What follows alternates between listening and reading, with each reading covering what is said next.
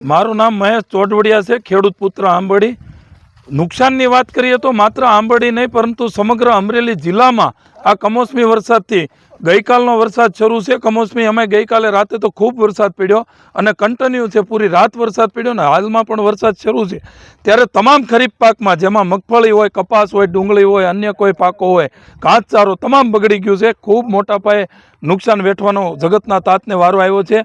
ત્યારે સરકારશ્રી પાસે અપેક્ષા હોય ખેડૂતને, કારણ કે ઉપરથી કુદરત તો રૂઠી છે, ત્યારે સરકાર જનતાની માય બાપ હોય છે, એમાં ખેતી પ્રધાન દેશ છે, તો ખેડૂતને પ્રાધાન્ય મળવું જોઈએ। ત્યારે સરકારશ્રી તાત્કાલિક ધોરણે દિવસ 5ની અંદર ખેડૂતને જીવતો રાખવા માટે સહાયનું ચૂકવણું કરે, ક્યાંક ને ક્યાંક સ્ટેટ ગવર્મેન્ટ અને SDRFના માધ્યમથી સારી એવી સહાય આપે, કારણ કે ખેડૂતે ઘરમાં રાખેલું તમામ ખેતીમાં નાખી દીધું છે, કારણ કે તમામ પાક પકવીને મજૂરી પણ મોંઘી દાટ આપીને હાર્વેસ્ટિંગ કરાવવા માટે તૈયાર પાક અત્યારે આપ જોઈ શકો છો કે મોટા પાયે નુકસાન વેઠવાનો વારો આવ્યો છે। હર વર્ષે આવું થતું હોય છે, ખેડૂત ખેતી છોડવા મજબૂર બની ગયો છે।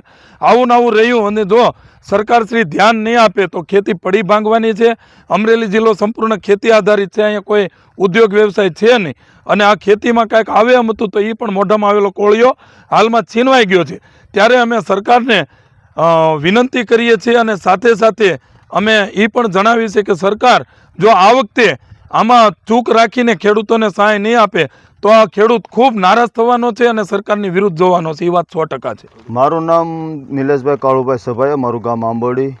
અને કમોસમીના વરસાદથી જો તમે કહેતા નુકસાન, તો કમોસમીના વરસાદને કારણે બહુ મોટું નુકસાન છે ખેડૂતોને। અત્યારે તમામ પાકેલો પાક જેને કહેવાય કે માની લો કે મોઢામાં કોળિયો આવેલો વયો જેવી વાત અટાણે એટલું નુકસાન છે।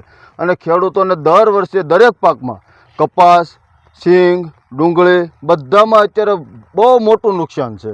અને આખી રાતથી વરસાદ શરૂ છે, એમાં 2 કલાક તો બહુ વરસાદ પડ્યો છે, અત્યારે પણ ચાલુ જ છે। એટલે આનું કોઈ હવે સરકારને તો શું હવે એમ કે સર્વે કરાવો, તો સર્વે કરાવવાની કોઈ જરૂર નથી।